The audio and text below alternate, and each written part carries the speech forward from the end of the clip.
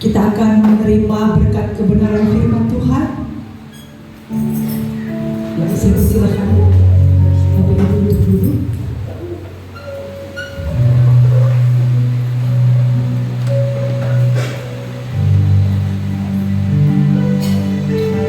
Tuhan adalah satu-satunya yang dapat memuaskan kehausan dan kelaparan jiwa kita. Satu-satunya sumber kekuatan dan perlindungan yang sejati.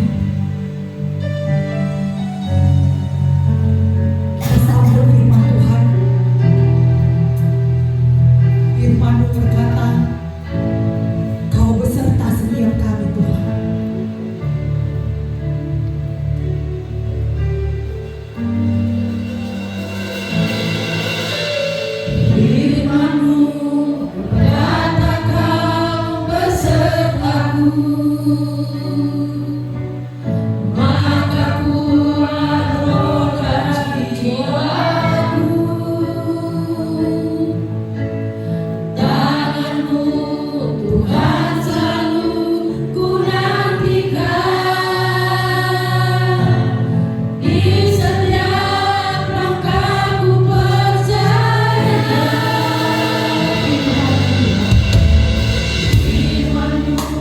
Berkata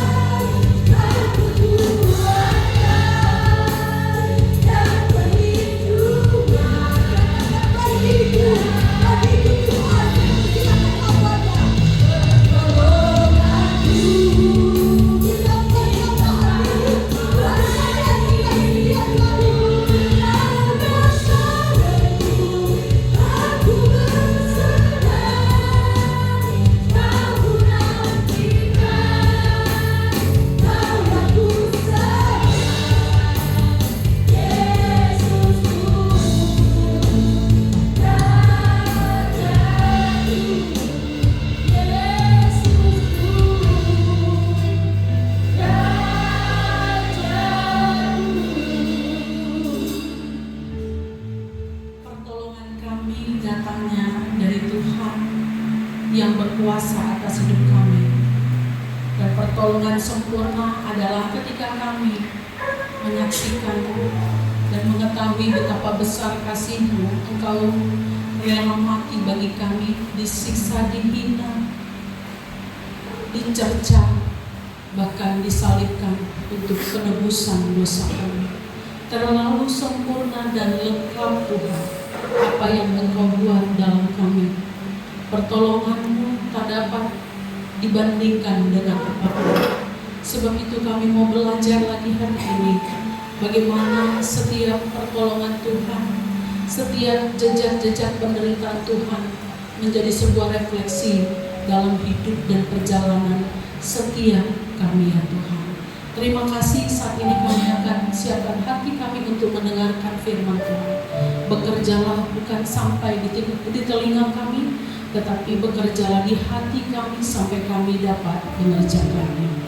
Terpujilah nama Tuhan Yesus, kami berdoa. Amin. Shalom Bapak Ibu yang dikasihi oleh Tuhan. Ya, tadi lagu tadi itu ada sesuatu yang mungkin kalau kita kritisi, ya, salah dipengertikan atau salah memahami. Ya, pertolongan-Mu, Tuhan tuh gak butuh pertolongan. Yang butuh pertolongan itu siapa? Kita.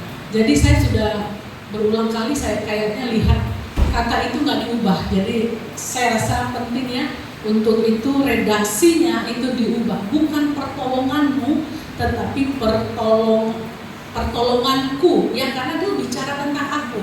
Lihat bait selanjutnya, semua bicara tentang aku, maka ubahlah ya. Pertolonganku di tempat maha tinggi, ku mengangkat semuaku, ya. Nah, jadi kalau setiap ngetik lagu tolong diperhatikan redaksi dari pujian yang akan kita nyanyikan, karena salah ketik salah artinya. Kadang-kadang kita kan mau latah ikut, saya juga kadang-kadang gitu. Pertolongan-Mu saya ikut, tapi saya sadar, oh ya, pertolonganku datangnya dari Tuhan, gitu ya. Oke, itu hanya intermezzo saja sedikit dari kegundahan yang saya rasakan beberapa waktu. Kalau saya nyanyi lagu ini, saya lihat catatan di atas di TV, jadi terganggu juga. Baik, puji Tuhan. Bapak Ibu yang dikasihi oleh Tuhan, hari ini sampai nanti bulan 4 memasuki masa Jumat Agung dan Paskah, maka saya akan membawa kita, mempersiapkan kita untuk firman Tuhan tentang Tuhan Yesus, ya, penderitaannya. Kadang kita setiap kali Jumat Agung atau Paskah tiba, maka kita hanya berbicara tentang topik ini secara general, tapi saya kok tertarik ya mengulik tentang bagaimana penderitaan Tuhan Yesus tahap demi tahap, bagian demi bagian yang dialami oleh Yesus pada saat mulai dari dia di Taman Getsemani berdoa, dibawa, lalu diarak, lalu diadili dan lain sebagainya sampai puncaknya di atas kayu salib. Nah, saya coba beberapa waktu saya cari video klip aja hanya sepenggal, tapi saya ketemu satu video itu, tetapi video itu berbahasa Bugis, agak susah dipahami. Saya pikir ya nggak usah lah, cukup saya menggambarkan dengan visualisasi gambar saja. Saya rasa Bapak Ibu sudah bisa membayangkan. Nah, jadi Bapak Ibu mulai minggu ini, kalau kemarin saya bilang saya mau bawa 4K, tapi orang dari BGIE tidak memperbolehkan saya menyampaikan itu terlebih dahulu sebelum tanggal 3. Artinya setelah tanggal 3 ke malam, di malam hari dan seterusnya silakan. Apa itu 4K? Yaitu bagaimana kita menghidupi ya nilai-nilai, norma-norma kekristenan yang berdasarkan firman Tuhan, supaya apa yang Tuhan hidupi itu hidup di dalam kita, dan orang lain melihat itu, mereka percaya, mereka terima Yesus, mereka bertobat, mereka menjadi orang yang diselamatkan. Nah itu sebenarnya tujuan dari 4K. Saya mau sampaikan itu sebenarnya seperti janji kita. Saya minggu yang lalu, tetapi peraturan mengatakan tidak boleh. Maka saya Roh Kudus bicara kepada saya untuk menyampaikan bagian-bagian dari derita Yesus. Ya, jangan bilang itu derita lo Yesus, bukan derita gua. Kalau salah bu dibawa-bawa derita Yesus, aku udah banyak penderitaan ini. Kalau ibu sampaikan lagi derita Tuhan Yesus, terus deritaku gimana? Gitu ya. Jadi Bapak Ibu yang dikasih oleh Tuhan, saya rasa ini perlu untuk kita sama-sama belajar, sama-sama memahami betapa besarnya kasih Tuhan yang luar biasa bagi kita.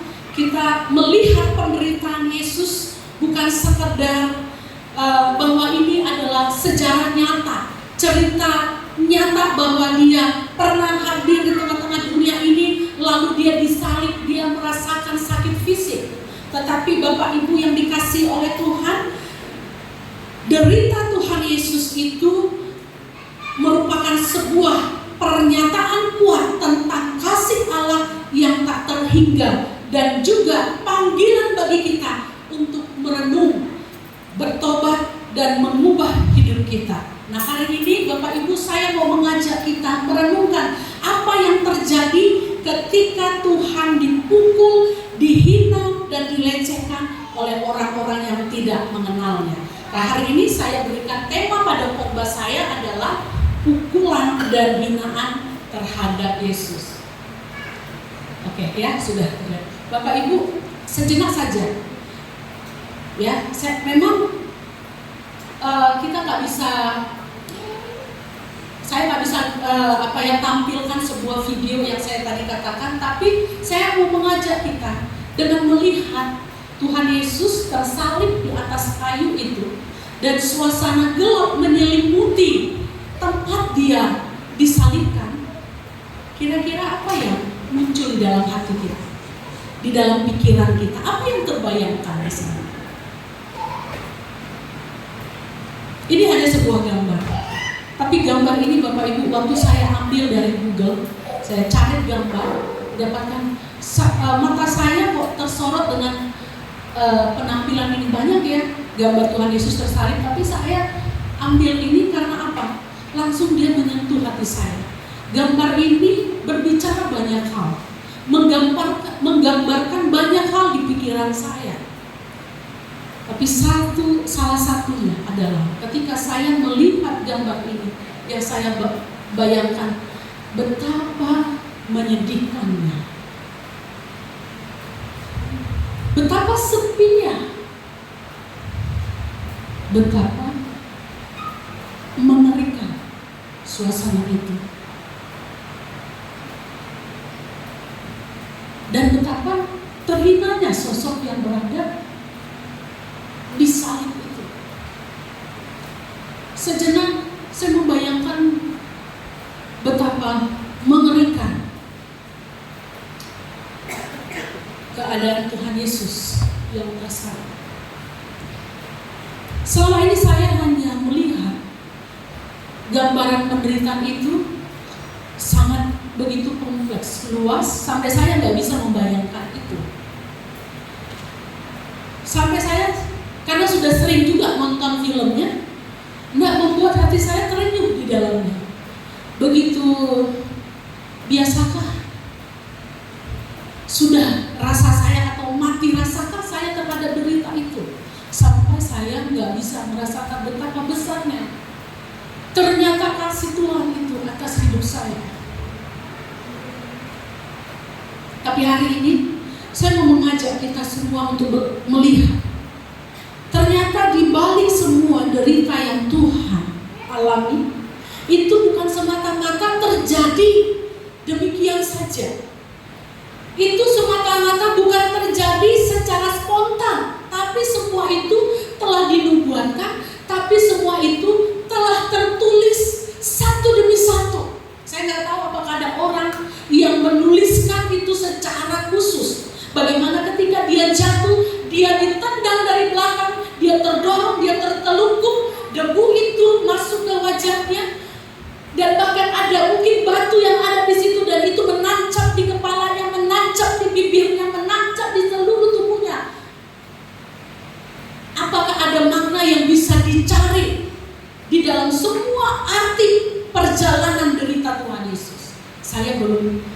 melihat itu. Tetapi saya coba untuk mempelajari, walaupun saya akan menyampaikannya dengan sederhana supaya Bapak Ibu kita semuanya bukan hanya tahu Tuhan Yesus menderita, tapi kita menyadari bahwa betapa besarnya derita Tuhan itu bagi kita. Betapa semua itu ternyata telah tertuang dan tertulis dalam rancangan Allah yang luar biasa sejak dahulu kala, sejak manusia jatuh di dalam dosa. Nah Bapak Ibu, kisah pukulan dan hinaan Tuhan Yesus ini itu tertulis dalam kitab Markus pasal 14 ayat 65. Saya tidak bacakan seluruh kisah derita Tuhan Yesus secara rinci, tetapi saya ambil bagian yang ingin saya sampaikan kepada Bapak Ibu, yaitu ayat 65. Di sana dikatakan, lalu mulailah beberapa orang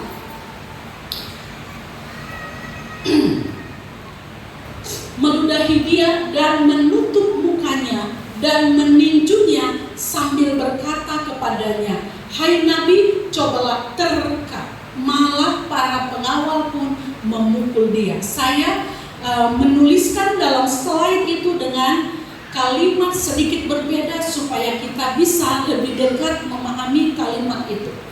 Beberapa orang mulai meludahi dia, menutup wajahnya dan memukulnya dan berkata kepadanya, Nabi, katakanlah siapa yang memukul? Ya, coba cerna kalimat yang tertulis ini. Beberapa orang mulai meludah. Ketika Yesus ada di dalam keramaian, saya tidak tahu berapa orang yang meludah. Saya melihat cuplikan video perjalanan Via Dolorosa Tuhan menuju salib itu, yang banyak orang di sana dan ada satu pria di dalam tayangan itu. Dan ya, sutradara yang menciptakan ini, saya percaya dia menyadur itu, mengambil informasi itu dari apa yang tertulis di dalam Alkitab. Ya, ada yang meludah, dan saya percaya yang meludah bukan hanya satu, tetapi yang saya lihat memang satu orangnya, gitu ya, diludah. Bapak Ibu, seandainya ya, jangan kita diludah secara spontan langsung kena dengan kita. Apabila ada orang di dekat kita, ada orang lewat di dekat kita, kita duduk lalu mungkin dia tidak menyadari keberadaan kita di situ, lalu kita orang itu meludah mungkinnya, gitu. Apa yang muncul di dalam benak kita? Kurang ajar kali orang itu, nggak ada sopannya. Ada aku di sini nggak dihargai, dia meludah pula di depanku. Apalagi orang Batak, nggak bisa seperti itu. Tapi ini nyata-nyata dia meludah Tuhan Yesus, dan ludahnya saya nggak tahu itu ludahnya wangi atau enggak. Ya, ada ludah yang wangi, hanya ludah si Karel yang wangi. Ya, kalau sudah dewasa, ya pasti kita nggak bisa bayangkan bagaimana aroma yang keluar dari ludah laki-laki itu mengenal tubuh, mengenal muka Tuhan Yesus. Lalu apa dikatakan lagi selain diludah? Lalu orang-orang menutup wajahnya, ditutup begini, ditutup wajahnya. Lalu setelah ditutup, dia dihantam, dia dipukul, dia dirajam. Semua orang beramai-ramai keroyok dia. Lalu setelah itu apa dikatakan? Kalau kamu Nabi, kalau kamu Tuhan, ayo tebak. Siapa yang mukul kamu? Coba tebak. Kalau memang kamu Tuhan, siapa tadi yang menendang kamu? Siapa yang menampar kamu? Bapak Ibu, coba kita renungkan. Dia pencipta. Dia menerima perlakuan sedemikian hinanya. Pukulan yang diterimanya bukan hanya fisik, Bapak Ibu, tetapi juga penghinaan yang sangat mendalam bagi kehormatannya sebagai raja dan anak Allah. Dia bukan orang biasa-biasa. Mungkin dalam pikiran banyak orang, ini hanyalah orang biasa. Ini adalah pecundang. Ini adalah anak si tukang kayu, orang miskin. Gak ada bedanya dengan kita.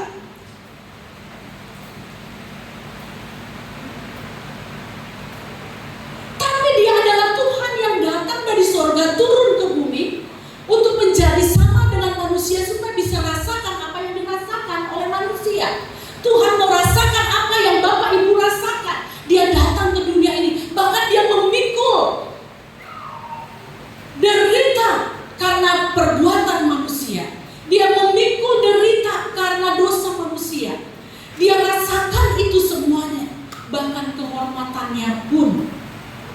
itu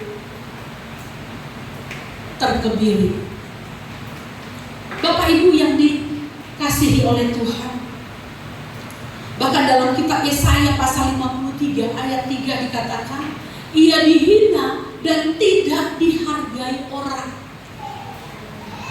Yesus yang dibawa dalam penyiksaan itu ternyata bukan terjadi karena kebetulan, tetapi ini terjadi sudah jauh sebelumnya. Yang saya katakan tadi, Allah telah merancangkan semua perjalanan itu. Berarti Bapak Ibu, setiap derita yang Tuhan alami itu sudah ada dalam rancangan Tuhan. Bagaimana dia jatuh dan bagaimana orang-orang yang telah saya rasa ini adalah orang-orang yang memang sudah dipilih oleh Tuhan untuk dibinasakan. Bukankah di dalam Alkitab dikatakan bahwa ada orang dipilih untuk dibinasakan, tapi ada juga orang dipilih untuk diselamatkan. Dan mungkin orang yang meludah ini adalah orang yang telah diskenariokan Tuhan untuk apa? Untuk mengeksekusi apa yang Tuhan rancangkan. Karena ia dihina dan tidak dihargai orang. Ini telah tertulis dalam kitab Perjanjian Lama. Artinya ini sudah ada dalam konsepnya Tuhan.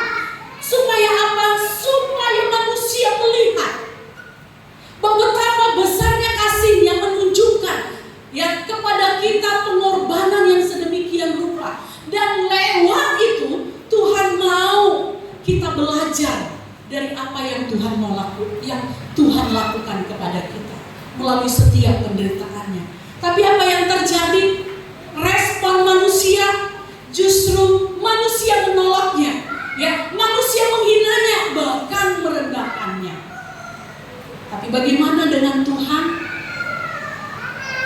yang menghadapi penghinaan itu? Dia memilih menerima hinaan demi menyelamatkan manusia. Nah, pertanyaannya Bapak Ibu yang dikasih oleh Tuhan, mengapa pukulan dan hinaan itu penting? Tentu setiap sesi yang Tuhan hadapi dalam Via Dolorosa itu ada maknanya Bapak Ibu. Itu gak berjalan dengan spontan, tetapi itu terjadi karena ada rancangan Tuhan. Ya, kalau saya buat poin pertama, mengapa pukulan dan hinaannya itu penting? Karena yang pertama itu bagian dari sebuah rencana yang terorganisir. Ini sudah direncanakan Tuhan jauh sebelumnya. Tahap demi tahap derita yang harus dilalui oleh Tuhan itu sudah direncanakan secara apik, secara terorganisir dengan baik. Supaya apa Bapak Ibu? Masuk kita ke poin yang kedua. Ini yang terpenting yang mau disampaikan kepada kita pada hari ini tentang pukulan dan hinaan yang dialami Tuhan Yesus. Kita bukan saja melihat sebuah rancangan yang besar, master plan yang sangat luar biasa yang telah direncanakan oleh Tuhan bagi penyelamatan manusia. Dia memilih untuk berserah, menyerahkan dirinya untuk sebuah karya penyelamatan. Tapi yang kedua, melalui ini orang percaya belajar tentang kerendahan hati yang luar biasa. Kita diajar untuk belajar tentang bahasa kerendahan hati. Kita belajar tentang bagaimana kita mengendalikan diri kita, ego kita. Yesus yang adalah Raja, yang adalah Allah, tidak membalas kekerasan itu dengan kekerasan. Dia tidak membuka mulutnya untuk membela diri. Bagian ini menjadi bagian yang sangat penting bagi saya, karena ini masih jadi PR bagi saya sampai hari ini. Ketika ada orang yang coba-coba singgung saya, ketika ada orang yang mulai mengganggu dan mengusik saya, ini bukan perkara mudah. Terkadang emosi saya mau menyulut keluar, dan kadang saya nggak sadar kalau saya sebenarnya adalah impersonal Christ. Saya adalah hamba Tuhan. Harusnya saya bisa menahan diri di sini. Nah, ketika Yesus di dihina, dipukul, diludah, dia tidak membuka mulutnya sama sekali, apalagi mengucapkan kata-kata yang sangat menyedihkan.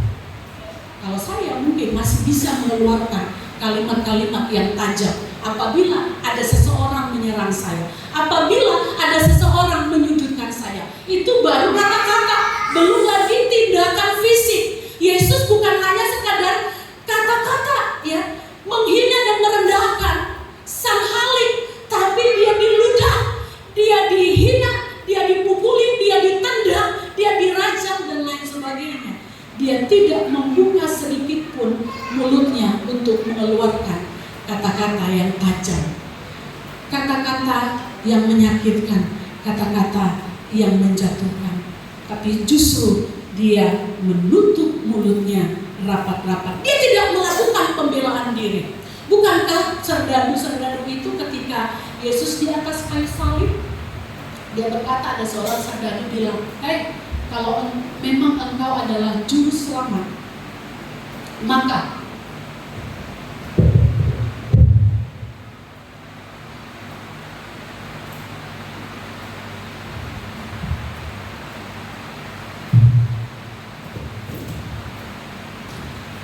coba lepaskan dirimu dari salib itu."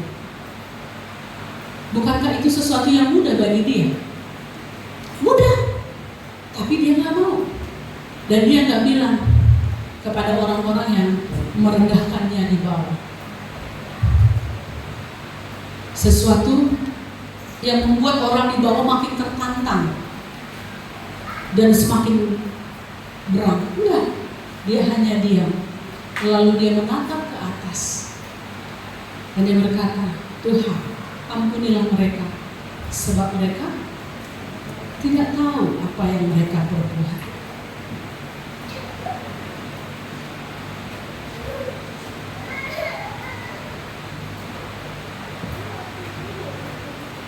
Bagi saya ini sesuatu yang gak gampang. Tuhan gak membuka mulutnya dan mengutarakan sesuatu yang paling menyakitkan dan menghantam lawannya. Tapi dia hanya berhenti diam dan berkata kepada sang halik, kepada Tuhan, kepada dirinya, ya, "Ampunilah dia, sebab mereka tidak tahu apa yang mereka perbuat." Kadang-kadang sikap seperti ini, Bapak Ibu, perlu kita juga praktekkan dalam hidup sehari-hari. Saya merasa diberkati dengan bagian-bagian kata. Kalau Bapak Ibu nanti coba baca tentang 7 arti perkataan di atas kayu salib, ya. Ada 7 perkataan yang diucapkan dan itu sangat penting untuk kita pelajari. Dan salah satunya itu tadi, "Tuhan, ampunilah mereka, sebab mereka tidak tahu apa yang mereka perbuat." Benar, kadang-kala Bapak Ibu, dalam sisi kita sering sekali kesalahan orang itu karena dia sadar apa yang dia buat. Tetapi Bapak Ibu, saya diberi pengertian dengan kalimat itu. "Bapa, ampunilah mereka, sebab mereka tidak tahu apa yang mereka perbuat."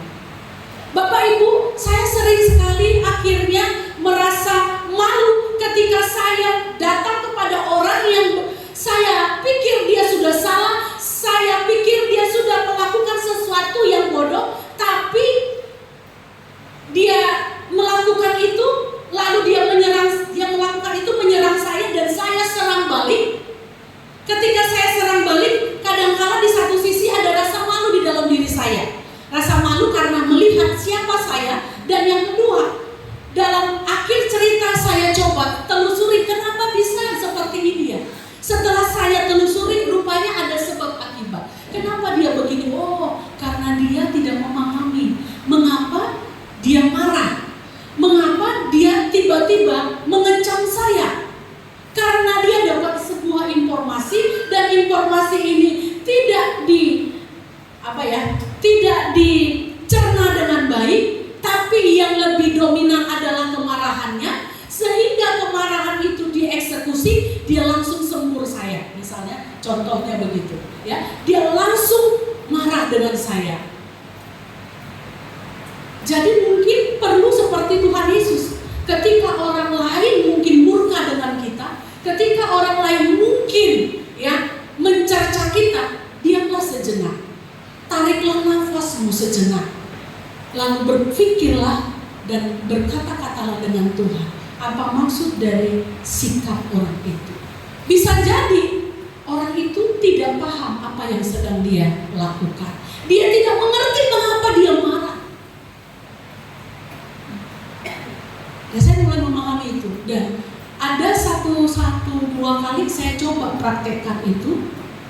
Puji Tuhan, ternyata apa yang dikatakan oleh Tuhan Yesus itu sangat membantu saya. Kadang-kala ada sesuatu yang saya hadapi, saya gak perlu langsung marah, tapi saya diam sejenak, saya coba nyelami. Kenapa sih dia seperti itu?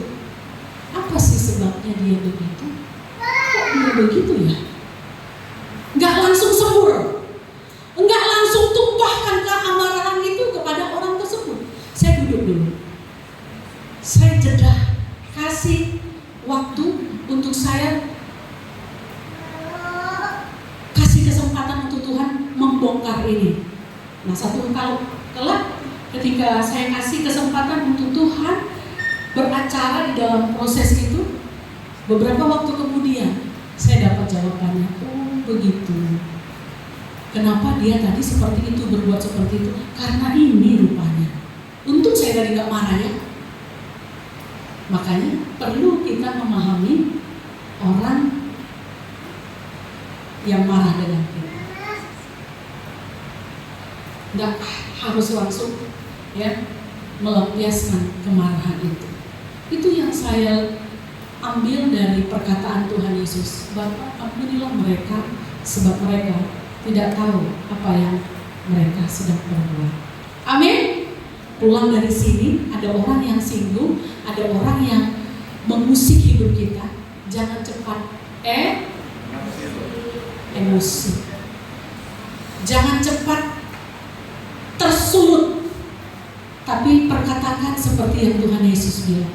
Bapa, ampunilah mereka, sebab mereka tidak tahu apa yang mereka sedang perbuat. Karena dengan berkata demikian, kita memberi waktu kepada Tuhan menunjukkannya kepada kita sebuah kebenaran. Jadi saya sudah berapa kali tes, 1-2 kali saya coba lakukan itu. Jadi saya bilang kepada Tuhan, Tuhan terima kasih karena Engkau menyingkapkan ini kepada aku, sehingga aku tidak perlu berbuat dosa karenanya. Jadi Bapak Ibu yang dikasih oleh Tuhan, Tuhan tidak membela dirinya. Dalam dunia yang penuh dengan kebanggaan dan ego ini, Yesus mengajarkan kita untuk merendahkan hati. Ketika dunia menghina, ketika dunia menolak kita, pertanyaannya, apakah kita bisa mengikuti teladannya untuk tidak membalas dengan kebencian atau dendam?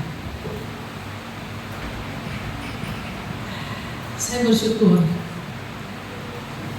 Tuhan ciptakan dengan sebuah naluri memaafkan, dengan durasi waktu yang gak memakan waktu yang lama.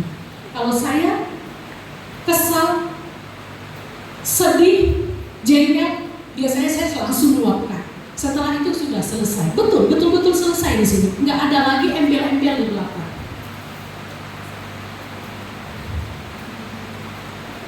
Makanya orang dengan tipikal seperti ini gampang tersakiti berulang-ulang. Tapi itu menjadi sebuah latihan bagi saya untuk melatih bagaimana saya terus menjadi sama seperti Tuhan, punya jiwa memaafkan yang sangat gampang. Kadang gak perlu orang lain datang kepada saya untuk minta maaf. Maka saya, kalau Roh Kudus sudah kerja di dalam hati saya langsung minta maaf. Dan saya bersyukur kepada Tuhan. Tuhan terima kasih Engkau memberikan gift ini di dalam diri saya. Karena gak semua orang punya hati yang begitu luas memaafkan orang lain. Nah, ini yang Tuhan mau tunjukkan kepada kita melalui setiap siksaan yang dia alami. Dia tidak melakukan pembelaan, bahkan dia tidak membuka mulutnya untuk berbicara sedikit, memberi pengertian kepada orang yang sudah menghina dan memukulnya. Dia nggak ngomong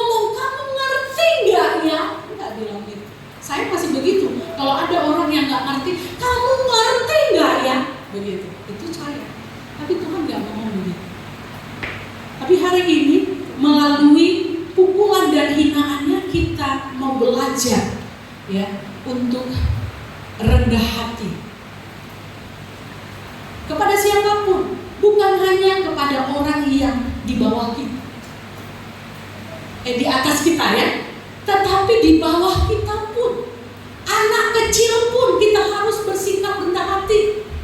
Bukan kepada orang yang kaya saja kita ditindas, kita dihina, kita enggak, tapi di bawah kita.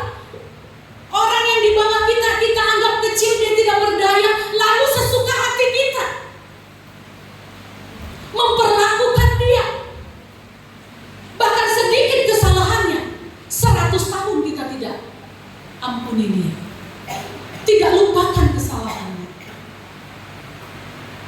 Bapak Ibu yang dikasihi oleh Tuhan, hina dan pukulan itu memanggil kita untuk hidup dalam kerendahan hati, untuk mengasihi musuh kita, dan untuk memberikan yang terbaik meskipun kita seringkali diperlakukan tidak adil. Beberapa waktu yang lalu saya cerita dengan salah satu keluarga jemaat, saya bilang saya pernah berang ya, karena ada satu sikap yang saya lihat kurang baik. Sudah dibuat, diperlakukan baik, sudah disayang dan lain sebagainya, tapi kok kayaknya tidak ada feedback yang baik yang saya rasakan. Saya kecewa ya, saya tersakiti di situ. Lalu saya bukan dengan sombong, tetapi saya ingin memberi penegasan kepadanya.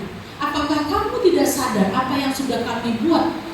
Masa sedikit penghargaan pun kamu tidak bisa tunjukkan kepada kami yang telah mengasihimu, yang telah menolongmu, yang telah memperhatikanmu sedemikian rupa.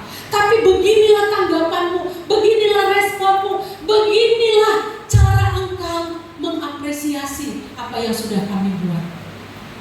Saya sebagai hamba Tuhan dikatakan, ternyata hamba Tuhan juga ya ada keterbatasan ya Bu. Ya iyalah, saya bilang. Tapi Bapak Ibu, melalui ini saya diingatkan kembali ya, bahwa tidak ada ruang Bapak Ibu sebenarnya bagi kita orang yang percaya, yang telah ditebus oleh darah Kristus. Enggak ada ruang bagi kita ya, atau excuse bagi kita. Aku kan manusia, aku kan lemah. Ya kalian harus maklum. Kenapa aku marah? Kenapa aku begini? Karena kalian juga nya. Kadang kita bisa seperti itu, saya bisa seperti itu. Tapi bagi kita orang yang percaya, maka kita harus belajar seperti yang Tuhan Yesus lakukan. Dia tidak membuka mulutnya, dia tidak membalas kejahatan dengan kejahatan, dia tidak membalas keburukan dengan keburukan. Mata ganti mata itu adalah hukum perjanjian lama. Ya, tangan ganti tangan, tanganmu putus, kuputuskan juga tanganmu. Mataku hilang sebelah, ku congkel matamu, kalau perlu dua-dua sampai buta matamu. Kalau kau sakiti hatiku, ku sakiti lebih dalam lagi hatimu. Saya sangat terberkati dengan ibu gembala saya. Ya, kalau ibu gembala, istri gembala selalu banyak mata yang melihat dan banyak orang yang menilai. Jadi repot Bu jadi ibu gembala, jadi pemimpin maksudnya ya, istri pemimpin karena ada gembalanya laki-laki, Pak Salmon, istrinya Ibu Salmon waktu itu. Kalau kita ibu gembala ini berdiri salah, duduk salah, serba salah. Jadi ibu itu bingung, Ida. Kalau mau bertindak ibu itu bingung. Tapi apa yang ibu lakukan? Jemaat nyeritakan saya katanya. Jemaat itu nyeritakan saya. Ceritanya sampai kepada saya, ada yang nyeritain katanya. Tapi waktu saya dengar itu, saya berdoa sama Tuhan. Tuhan hiburkan hati saya, kuatkan hati saya. Lalu entah mengapa tiba-tiba mengalir hati yang luar biasa. Dengan kasih Kristus saya bisa mengampuni. Lalu saya membuatkan pola. Jadi kalau kamu disakiti, jangan balas sakit hatimu dengan hal yang lebih buruk, tapi berikanlah tempat bagi Tuhan untuk menyembuhkan lukamu dan lakukanlah sesuatu yang berarti bagi orang lain. Jadi dia suka gitu. Kalau dia dengar mulai ada jemaat yang mulai ngomongin dia, rasain dia, begitu ya. Sudah, dia pintar masak ya, orang Manado, pintar masak. Jadi saya suka buat kolak. Begitu saya tahu dia buat cerita tentang saya, maka saya beri dia kolak. Itu tamparan yang sangat sempurna. Kita nggak perlu tampar dia, kita nggak perlu balas dengan kata-kata, tapi berikan kebaikan.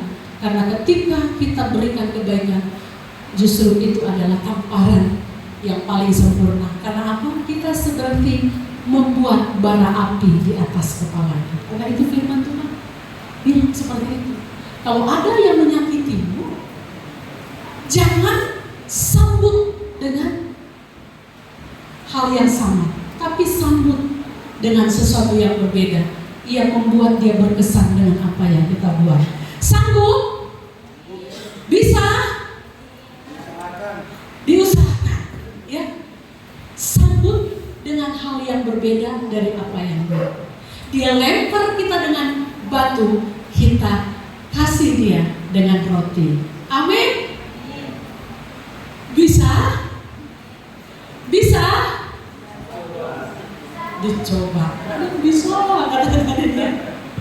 Orang merebut sama kita begini, atau orang nggak tanggapi kita lewat, dia ada di depan kita, tapi dia pura-pura buang muka.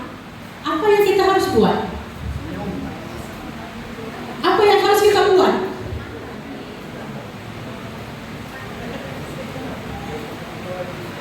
Imian sini dulu ya.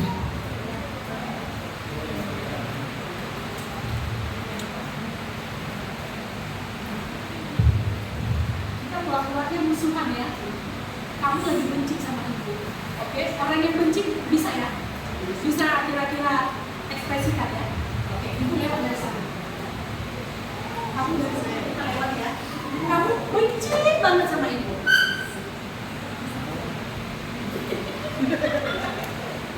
Biasanya seperti itu ya. Hah? Coba, kayaknya saya nggak pinterin drama. Ada lagi. Ini total ya, kamu total benci sama ibu. Mukanya betul-betul ditunjukkan benci.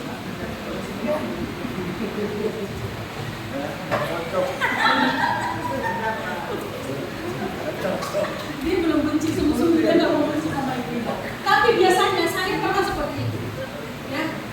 Jadi serba salah. Saya mau menegur, tapi wajahnya dipalingkan ke sana, ya kan? Tapi hati saya bilang begini, kamu tegur. Saya bilang sama Tuhan, gimana mau negur wajahnya di sana, gitu ya? Wajahnya di sana, ya kamu bisa ngomong hai, dia pura-pura nggak dengar. Terus mau bagaimana Tuhan? Nah, saya punya ide, saya nggak tahu apakah nanti ini bisa nggak kita praktekkan. Ya, oke. Ulang ya, ulang. Lebih kejam kamu ya.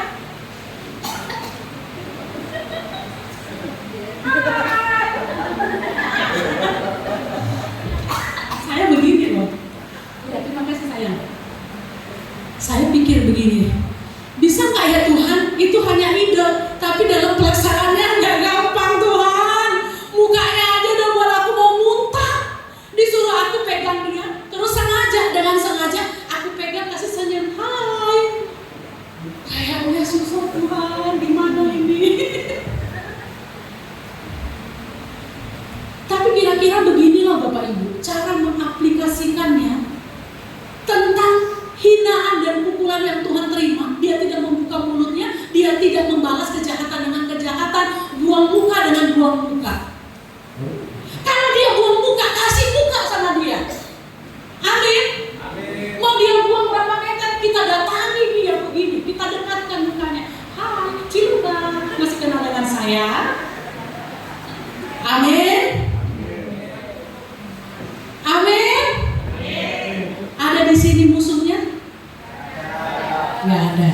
Suami istri nggak musuhan? Ibu mana musuhan Pak? Kok nggak hadir? Ya, Ciluba, cepet-cepet. Gitu. Jangan kasih ruang terlalu banyak terhadap jeda kemusuhan. Jeda sakit hati itu biasa ya Bapak Ibu. Sakit hati itu biasa, tapi jangan dipelihara lama-lama. Amin. Pukulan dan hinaan yang diterima Yesus bukanlah tanda kelemahan. Orang yang mengalah, orang yang meminta maaf duluan, bukan berarti dia kalah, dia lemah, dia salah. Enggak, Bapak Ibu. Justru kita datang kepada orang yang mungkin menyakiti kita, mengecewakan kita, dan ulurkan tangan. Maaf ya bro, maaf ya bu, maaf ya pak, maaf ya nak, maaf ya dek. Itulah seorang pemenang. Tapi orang yang mundur ketika dia sakit hati, ketika dia kecewa, bukanlah milik Kristus. Tapi saya percaya kita semua adalah milik Kristus. Amin. Ya, buka cepat-cepat ruang pengampunan di dalam hati kita. Jangan simpan lama-lama kekesalan itu, sakit hati itu, karena itu akan memberi ruang kepada iblis untuk membawa kita semakin jauh dari kasih karunia-Nya. Jangan sampai kita terpisah ya dengan sesama kita ya, oleh karena mungkin sakit hati yang kita alami, kekecewaan yang kita alami. Setiap pukulan yang diterimanya adalah bukti betapa dalam kasih Tuhan terhadap kita. Saat kita diperlakukan tidak adil, dihina atau dianiaya. Bapak Ibu yang terkasih di dalam Tuhan, mari kita coba merenung. Apakah kita bisa melihat kasih Tuhan di balik setiap penderitaan kita? Kalau kita menderita, Bapak Ibu, lihatlah kasih Tuhan yang telah juga lebih dulu menderita oleh karena penghinaan kita. Kapan kita menghina Tuhan? Mungkin kita bertanya seperti itu, kapan saya menghina Tuhan? Ketika engkau menghina saudaramu, engkau sudah menghina Tuhan. Maka saya sering bilang sama Nadine itu suka dia minder karena fisiknya. Saya bilang kamu itu cantik luar biasa, tidak ada anak yang paling cantik selain kamu di hati kamu. Selalu itu saya bilang, tapi dia selalu minder. Dan saya sering bilang juga kepada dia, nah kalau kamu lihat seseorang lalu ada kekurangannya, jangan cepat kali mulutmu bilang jelek kali kamu. Walaupun mungkin otak kita bilang, kok hidungnya nggak ada ya? Kok besar kali badannya ya?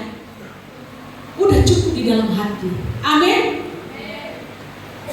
Ini anak-anak sekarang kan gitu ya, bahwa good looking itu segala-galanya, ya penampilan segala-galanya. Kalau dia cantik jadi teman, kalau dia jelek, kau bukan selevel dengan aku. Jadi saya bilang kamu itu berharga, citra dirimu itu sangat luar biasa di hadapan Tuhan. Tuhan ciptakan kamu sempurna sekalipun mungkin ada ketidaksempurnaan. Saya bilang seperti itu. Jadi kalau kamu juga nilai bahwa ada yang tidak sempurna dalam dirimu,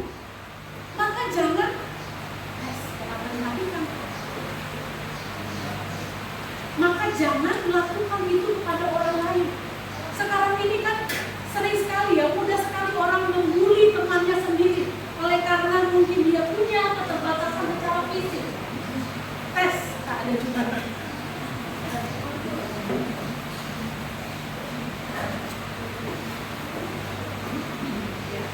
Ada keterbatasan secara fisik. Jangan sekali-kali Bapak Ibu ya anak-anak ibu yang ada di sini yang masih muda, kalau ada kawanmu kekurangannya sedikit secara fisik, jangan gampang kali kita membuli dia. Jelek kali dia. Saya dengan anak saya nggak apa-apa. Saya sudah sering besarkan hatinya. Dia bilang begini, "Mak, aku jijik kali loh." Kenapa? Iya, tiba-tiba nanti mau kawanku bilang begini, "Kenapa Nadine matamu lari?" Katanya begitu. Rupanya di dalam hatinya ada sedikit luka. Dia simpan luka itu. Tapi saya sampaikan kepadanya, kalau kamu sempurna, coba kamu tuh luar biasa sempurna. Otakmu pintar, wajahmu cantik, hatimu baik. Saya bilang gitu. Kalau kamu gak dikasih cacat sedikit sama Tuhan, kamu sombong nanti karena terlalu sempurna. Karena Lucifer pun jadi jatuh karena apa? Karena dia merasa bahwa begitu sempurna, hampir menyamai Allah, jadi dia jadi sombong. Nah, jadi manusia itu perlu dikasih cacatnya sedikit. Saya kasih tahu satu contoh ya nak, saya bilang nggak apa-apa di sini nggak ada lagi Kak Lisna. Bapak Ibu tahu ya, Ibu Lisna ya. Dia smart ya, smart. Dia punya banyak ide, ya. Dia orangnya rajin. Gitu. Tapi Tuhan kasih sedikit kurang. Kurangnya apa? Kurang tinggi. Ya, kurang tinggi, dia pendek. Dan itu ternyata menjadi sebuah yang membuat dia akhirnya merasa minder. Bu, aku sebenarnya minder dengan tubuhku yang kecil ini. Saya bilang, wah, harusnya kamu bersyukur karena kamu dikasih Tuhan kepintaran, dikasih Tuhan semangat yang luar biasa dalam pekerjaan. Saya bilang seperti itu sama dia. Dan kalau ada sedikit cacat ini, jangan gara-gara ini kamu merusak karya Tuhan yang sudah luar biasa itu. Saya bilang, kamu diberi sedikit cacat supaya kamu nggak sombong. Coba kalau kamu tinggi, kamu cantik, kamu pintar, pasti kamu sombong. Saya bilang seperti itu. Nah, jadi Bapak Ibu, cacat diberikan kepada kita untuk membuat kita punya rem dalam diri kita ya. Ada rem dalam diri kita, membatasi diri supaya kita tidak menjadi sombong. Nah, Bapak Ibu yang dikasih Tuhan, apakah kita bisa melihat kasih Tuhan di balik setiap penderitaan kita? Coba renungkan hal ini. Dapatkah kita belajar untuk mengasihi seperti Yesus bahkan dalam saat-saat terberat? Seperti yang saya katakan tadi, bisakah kita mengasihi Tuhan, menunjukkan kasih kita kepada Tuhan, kasih kita kepada sesama, bahkan di saat kita nggak mungkin bisa lakukan itu. Ya, ketika ada orang berpapasan dengan kita, dia sakit hati atau tersinggung dengan kita, orang itu buang muka dengan kita, lalu kita tidak justru buang muka juga, tetapi kita mendekati dan menyapa dia, bahkan memeluk dia, membuat suasana jadi lebih baik lagi. Bapak Ibu, ini yang harus kita pancarkan dalam kehidupan kita sebagai orang-orang yang telah ditebus oleh darah Kristus. Sebagai refleksi pribadi buat kita semuanya, marilah kita bertanya pada diri kita sendiri dengan serius, bagaimana saya merespon hinaan atau ketidakadilan dalam hidup saya? Ketika orang lain menghina kita atau tidak menghargai kita, apakah kita membalas dengan kebencian? Ataukah kita belajar untuk meresponnya dengan kasih? Bagaimana kita menghargai dan memuliakan Yesus yang telah menerima hinaan itu demi kita? Pukulan dan hinaan yang diterima Yesus bukan hanya untuk direnungkan, tetapi untuk dipraktekkan dalam hidup kita. Ini adalah panggilan untuk berubah, untuk hidup dalam kasih dan kerendahan hati. Bapak Ibu, ini refleksi yang menjadi akhir dalam renungan kita pada hari ini, bahwa pukulan dan hinaan terhadap Tuhan Yesus itu sangat penting. Selain dari karena ini adalah bagian dari rencana besar Tuhan untuk menunjukkan kasih-Nya, pembelaannya terhadap kita, tapi yang kedua, kita diajak, dipanggil untuk hidup dalam kerendahan hati, tidak membalas kejahatan dengan kejahatan, tidak membalas keburukan dengan keburukan, tetapi kita memberi tempat kepada Allah untuk membela kita, untuk menyelesaikan persoalan kita, menghadapi hal-hal sulit di depan kita, menghadapi orang-orang yang mungkin membenci kita, menghadapi orang-orang yang berseberangan dengan kita. Dengan rendah hati kita memberi ruang kepada Tuhan untuk membukakan semua kebenaran itu kepada kita. Inilah maksud hinaan dan pukulan Tuhan. Biarlah kita semua yang hadir pada saat ini, Bapak Ibu yang dikasihi oleh Tuhan, kita bukan saja memahami maksud dari hinaan dan pukulan, tetapi pulang dari sini, sebentar kita keluar dari sini, mari kita praktekkan. Ya, mari kita praktekkan. Mungkin ujiannya Tuhan langsung nanti perhadapkan. Ketika kita keluar, ada orang yang tidak memberikan senyum kepada kita. Coba praktekkan. Datangi dan beri senyum kepadanya. Pulang dari sini nggak ada lagi muka yang cemberut, tapi pulang dari sini hati penuh damai sejahtera. Orang yang dipenuhi dengan damai sejahtera dan pengampunan yang meluap secara deras dari hatinya akan memancarkan sinar kemuliaan Allah. Amin. Amin. Ya, puji nama Tuhan. Mari kita berdoa. Bapa, di dalam nama Tuhan Yesus, terima kasih karena Engkau telah memberikan sebuah teladan yang sangat luar biasa kepada kami. Mungkin kami tidak saksikan ketika Engkau dihina, diludahi, dan diperlakukan buruk. Tapi kami tahu kebenaran itu melalui firman Tuhan. Biarlah firman yang kami lihat hari ini, yang kami dengar hari ini, tidak hanya menjadi wacana di otak kami, di pikiran kami, di ide kami, tetapi kami dapat lakukan ini dalam hidup kami keseharian. Kepada siapapun Engkau utus kami hari ini untuk mempraktekannya, siapapun orang yang Tuhan persiapkan untuk kami mempraktekkan firman ini, biarlah Tuhan Engkau mampukan kami untuk melakukannya. Kami tidak justru membesarkan ego kami, tidak membesarkan dan membanggakan perasaan kami, harga diri kami, karena harga diri tertinggi kami terletak kepada Tuhan. Oleh sebab itu Tuhan, Engkau yang mulia, Engkau yang sebagai Tuhan dan Raja yang menciptakan semesta, Engkau saja menjadi hina dan papa demi kami. Biarlah kami boleh belajar seperti Yesus menjadi hina dan papa supaya kami semua diselamatkan. Terima kasih Tuhan. Teruskanlah firman ini di dalam hatiku, di dalam hati kami semua jemaat yang telah mendengarkan. Di dalam nama Tuhan Yesus Kristus. Amin.